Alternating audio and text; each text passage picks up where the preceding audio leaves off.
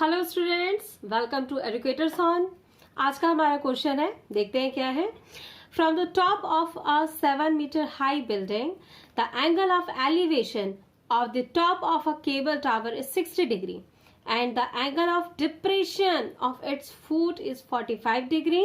Determine height of the tower. Clear है?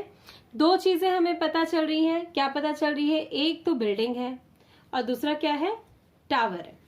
ठीक है, तो from the top of a 7 metre high building, जिस बिल्डिंग की बात करिए उसके टॉप से angle of elevation top of the tower of cable and the angle of depression its foot, मतलब बिल्डिंग से टावर के टॉप और फुट की बात की गई है। तो एंगल ऑफ एलिवेशन और एंगल ऑफ डिप्रेशन गिवन है।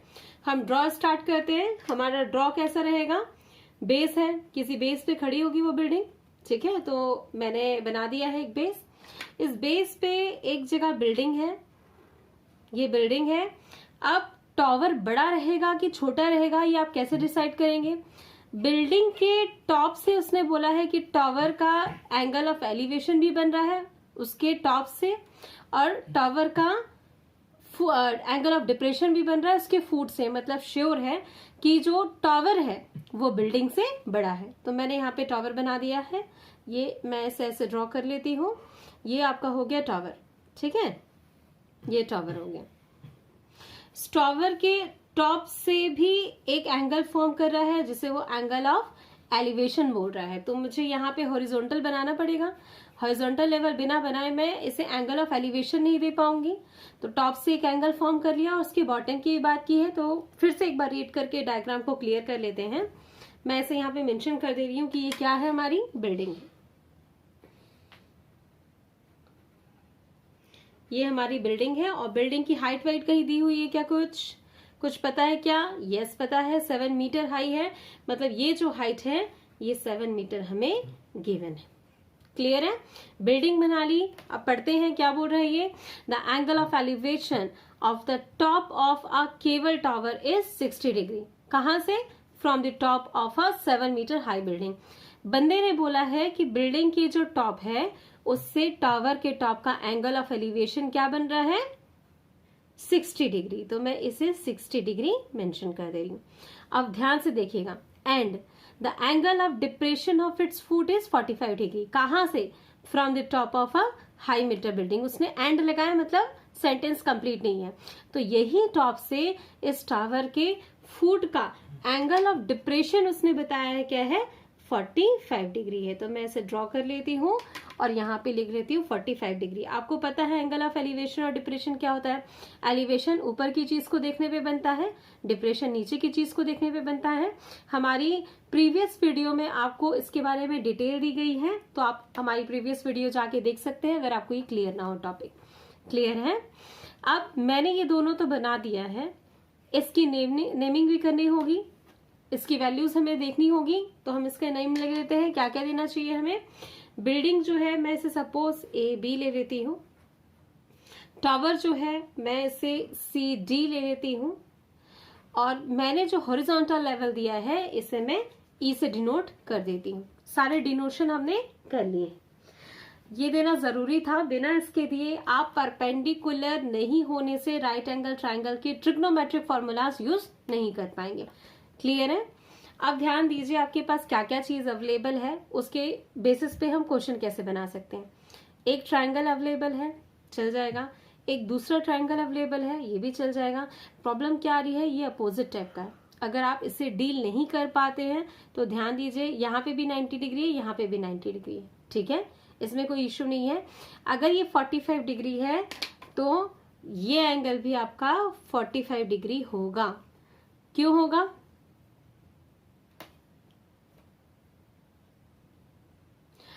AE और BD जो है पैरेलल लाइंस है, तो ये दोनों अल्टरनेट एंगल्स हुए। क्लियर है? इसलिए 45 डिग्री और ये भी 45 डिग्री होगा। अब ध्यान से देखिएगा, अगर इसकी हाइट जो है 7 मीटर है बिल्डिंग की, तो ये एक रेक्टेंगल जैसा फॉर्म कर रहा है। जैसा क्या? ये रेक्टेंगल ही है। तो इसकी अपोजिट साइड्स इक्वल होंगी, मतलब ED जो होगा ये भी कितना होगा? 7 मीटर होगा। मुझे क्वेश्चन में पूछ रहा है determine the height of tower. तो CD मेरी हाइट हुई टावर की, टावर है हमारा CD। इस पूरे को मैं सपोज x ले लेती हूँ, ठीक है। अगर मैं इस पूरे को x ले लेती हूँ तो ये जो छोटा सा पार्ट बच रहा है, इस पूरे x में से अगर मैं 7 को माइनस कर दूं तो ये मुझे मिल जाएगा। तो this is the x minus 7। ये क्लियर है हमें। अब मुझे बेस नहीं पता है कि बिल्डिंग और टावर के बीच का डिस्टेंस कितना है। जब मुझे नहीं पता है तो मैं से कोई वेरिएबल y ले लेती हूँ। अगर ये y है तो ये डिस्टेंस भी हमारा y हो जाएगा। क्लियर है। अब इस डायग्राम के बेसिस पे हम गिवन चीज, कुछ इंट्रो और फिर क्वेश्चन सॉल्विंग स्टार्ट करेंगे। तो हम सॉल्यूशन स्टार्ट करते हैं। गिवन क्या है पहले वो देख लेते हैं। गिवन है हमारी बिल्डिंग की हाइट और 2 एंगल्स गिवन है।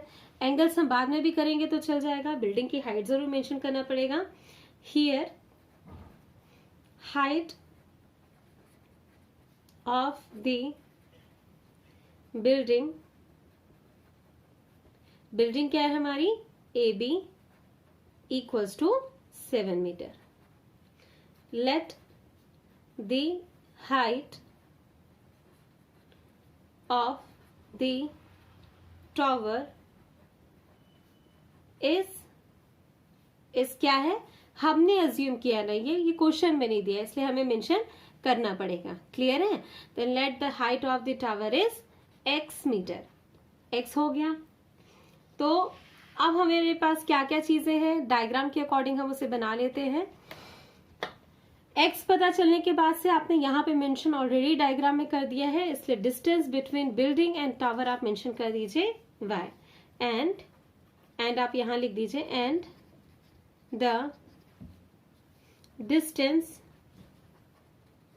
Between building and tower is BD equals to y। Clear है। यहाँ पे आपने वो सारी चीजें मेंशन कर दी हैं जो आपको डायग्राम में बताई गई है, हमने देख ली है, खुद से बनाएंगे। क्लियर है। स्टार्ट करते हैं कि हमें क्वेश्चन कैसे बनाना है, कैसे हम सॉल्यूशन करेंगे। बहुत अच्छे से देखिएगा क्या क्या चीज है, क्या क्या ट्रायंगल अवेलेबल है। एक ट्रायंगल हमारे पास ये अवेलेबल है AEC। क्लियर है। इसमें एक वेरिएबल नजर आ रहा है x माइनस 7 और दूसरा नजर आ रहा है y। एक ट्रायंगल ये हमारे पास हो गया। दूसरा जो ट्रायंगल है वो है AED। चूंकि ये अपोजिट टाइप का था, उल्टा था, तो मैंने आपके कन्वीनियंस के लिए इसका जो एंगल है वो अल्टरनेट एंगल के थ्रू यहाँ पे ले लिया। और हम इस ट्रायंगल को भी यूज कर सकते हैं, चाहे आप ये यूज करें चाहे आप ये यूज करें, ये सिमेट्रिक है, ठीक है। तो आप इनमें से कोई भी यूज कर सकते हैं। हम इसको यूज कर लेते हैं, हमारे लिए कन्वीनियंट है। तो एक ट्रायंगल हम ये यूज करेंगे और एक ट्रायंगल हम ये यूज करेंगे। क्लियर है। अब इस ट्रायंगल में मैं देखती हूँ मेरे पास क्या क्या चीजें अवेलेबल है। तो इसकी हाइट अवेलेबल है 7 मीटर और इसका बेस अवेलेबल है y। मतलब शुरुआत मुझे इससे करनी चाहिए क्योंकि यहाँ सिंगल वेरिएबल है, और उसके बाद हम इस ट्रायंगल का यूज करेंगे क्योंकि यहाँ डबल वेरिएबल है। तो स्टार्ट करते हैं हम। In the triangle, which triangle, ABD। In the triangle ABD क्या हो जाएगा, 10 विच डिग्री, 10 की डिग्री 45 होगी। तो 10 45 degree equals to perpendicular upon base. Perpendicular is AB and what is base? Base is BD. Now we are going to put the value of 1045 degree. What is the value of 1045 degree? 1045 degree equals to 1. From where we got this value? In our trigonometric table. Now we have put it the value of 1045 degree is 1. What is the value of AB? AB की value हमारे पास है 7, हमारे question में given है। What is the value of BD? We already have assumed BD is y. तो हमने यहाँ पे y ले लिया। अब इसे क्रॉस मल्टीप्लाई करेंगे तो तुरंत हमको वैल्यू मिल जाती है y equals to 7 metre. Clear है। जो मेरी शुरू की वीडियोस हैं उसमें हमने ये बता रखा है कि जब 45 डिग्री आती है तो परपेंडिकुलर और बेस इक्वल हो जाते हैं। आप 1045 यूज करके भी कर सकते हैं और आपको मैंने उसमें कंसेप्ट भी दिया है ऐसा क्यों होता है, पर यही सही तरीका है, आप 1045 यूज करें और वैल्यू निकाल लें। तो y की हमारी वैल्यू आ गई। अब हमारा जो नेक्स्ट ट्राइंगल है उसे हम ले लेते हैं। In the triangle, which triangle? AEC, AEC हम लेते हैं, AEC। क्लियर है? इस ट्राइंगल में हमें दिख रहा है कि परपेंडिकुलर जो है वो x-7 है और बेस जो है वो y, CE और AE, और 60 डिग्री है हमारे पास, तो हम अप्लाई कर देते हैं। हम स्टार्ट करते हैं by tan 60 degree. tan 60 degree equals to CE upon AE. Now put the value of tan 60 degree. What is the value of tan 60 degree? It's √3. And CE क्या है हमारे पास? CE है x-7 और AE हमारी value है y। हमने put कर दिया। y की वैल्यू हमारे पास ऑलरेडी हमने निकाल रखी है, तो हम वैल्यू भी पुट कर देते हैं। √3 equals to x-7 upon y। y क्या है हमारे पास? 7। पुट कर दिया हमने वैल्यू, क्रॉस मल्टीप्लाई करते हैं तो ये आ जाता है 7 √3 x-7। और अब अगर हम यहाँ से वैल्यू निकालते हैं तो हमें क्या मिलता है? 7 उधर जाएगा तो x equals to 7 √3 plus 7। Clear है? यहां से हमारी x की वैल्यू आ जाती है, कॉमन निकालने से 7 इन ब्रैकेट √3 प्लस 1 मीटर। तो हमारे क्वेश्चन में हमसे पूछा क्या है, हमें डिमांड क्या किया है? Height of the tower.